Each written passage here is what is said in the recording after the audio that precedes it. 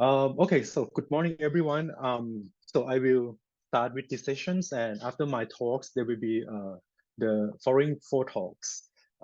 Today, I would like to talk about the embodied adaptive neural controls for rapid self-organized locomotion and adaptations. So I will show you some example of our robot experiments and what we learned from natures, and then how we can translate those into robotics implementations. First of all, I would like to thanks my team. Okay, the result I'm going to show you today is basically mainly is from my research team, from my student, and basically from those who are in the green circles. Let's take a look at the animal locomotions. When we look at the animal locomotion, it's clearly see that animal can show so impressive locomotion behavior. They can walk, they can run, they can jump, right? Or even to climb or even crossing the gap. One of the main things that all these animals they have to solve in common is basically they have to deal with coordinations between joints and between legs. So when we talk about the coordination between joints, which means that, for example, when you look at inside each leg, there's multiple joints.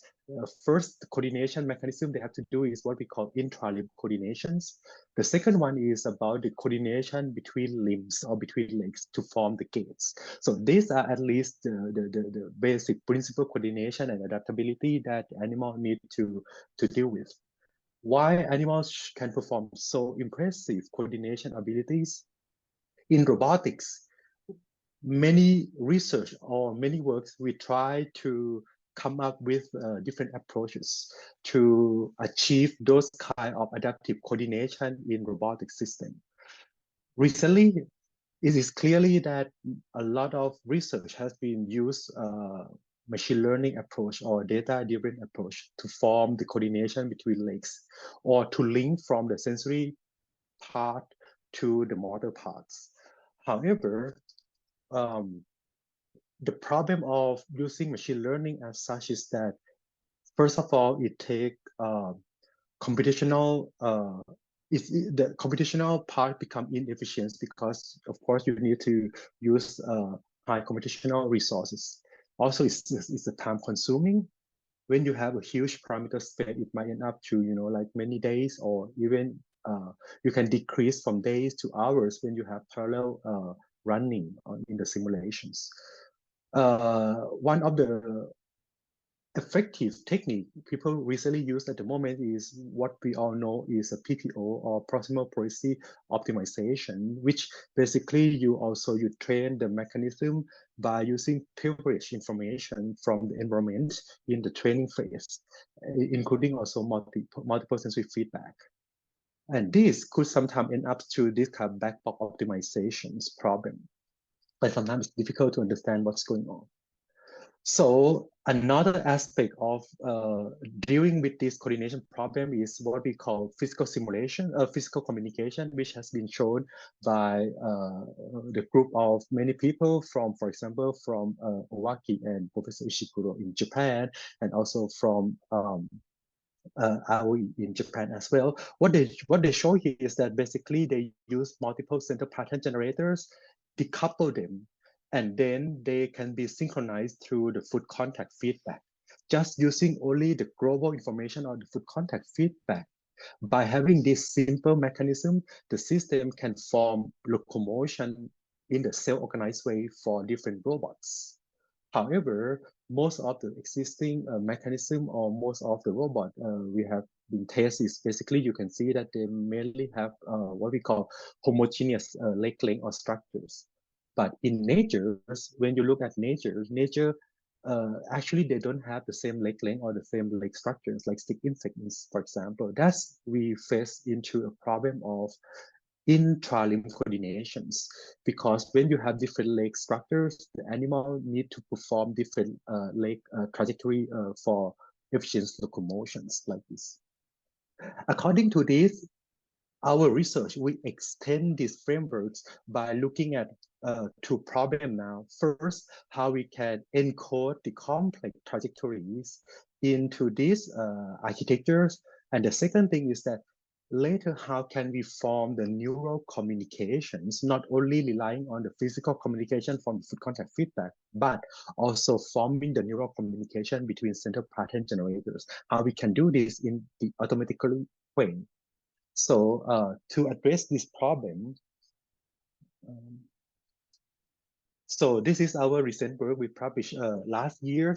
We looked at the stick insect as our animal model. This stick insect, it has a different leg lengths. Basically, the front leg has the longest one, followed by the hind leg, and the middle leg is the shortest one.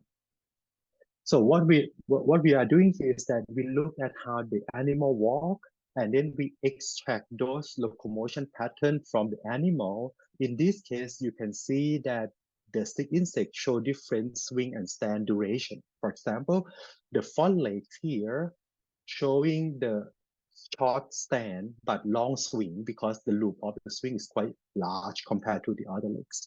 By having this information or this data, we create a premotor network. Basically, we combine the central pattern generator with two neurons with the nonlinear transformation using the radial basis function network to translate from this normal rhythmic pattern into the more complex patterns by using stick insect data.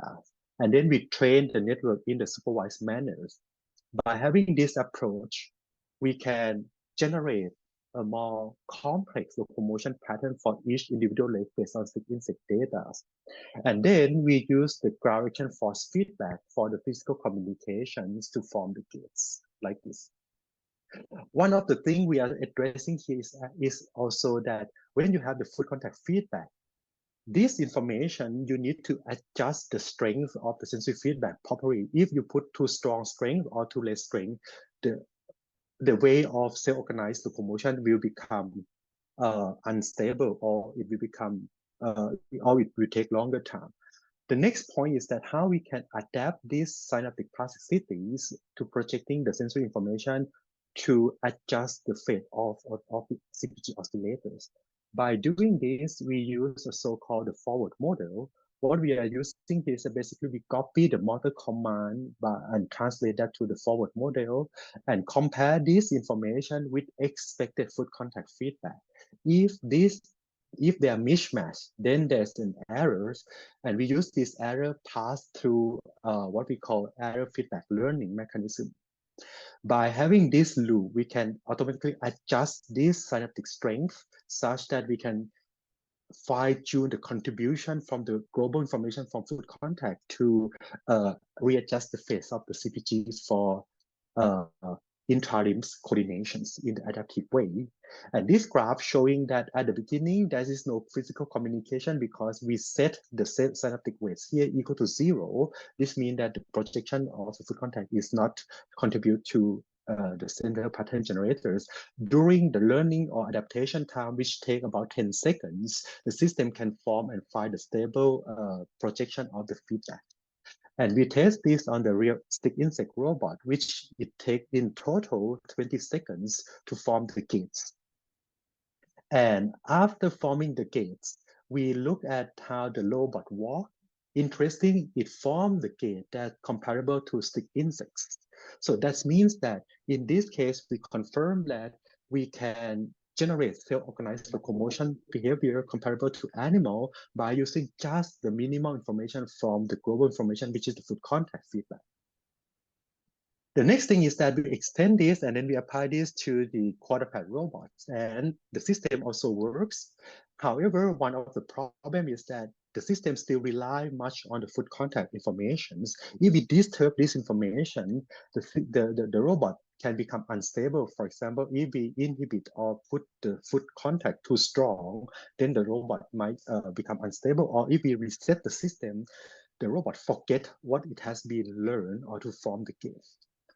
To address this problem, we introduce what we call neural coupling.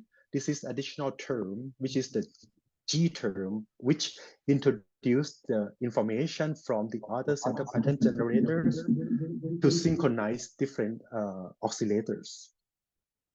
By having these mechanisms, we are able to stabilize the gait, and then can encode the learned locomotor pattern into the neural structures.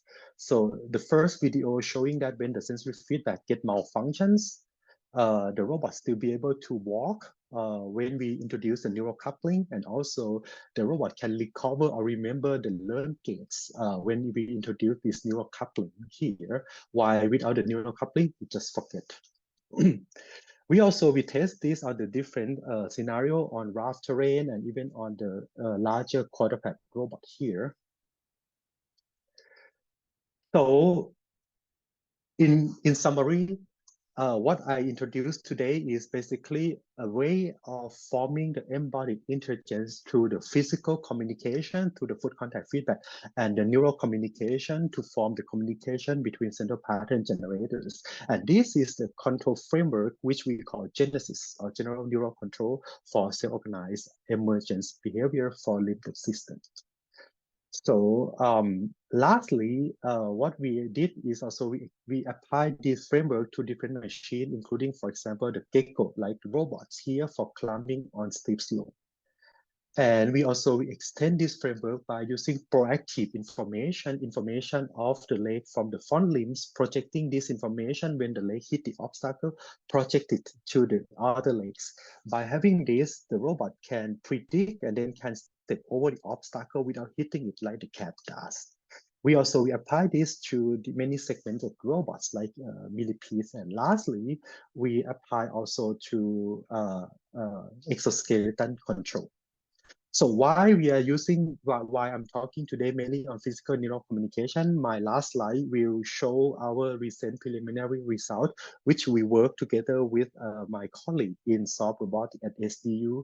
We are now looking at the nonverbal human-robot communication. What we are doing here is that basically we apply the soft body, which is inflatables on the hexapod robot.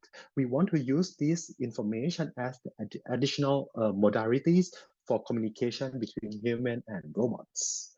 So with this, I would like to thank for your attention, and also I would like to thank all the collaborators and also my research funding. Thank you for your attention.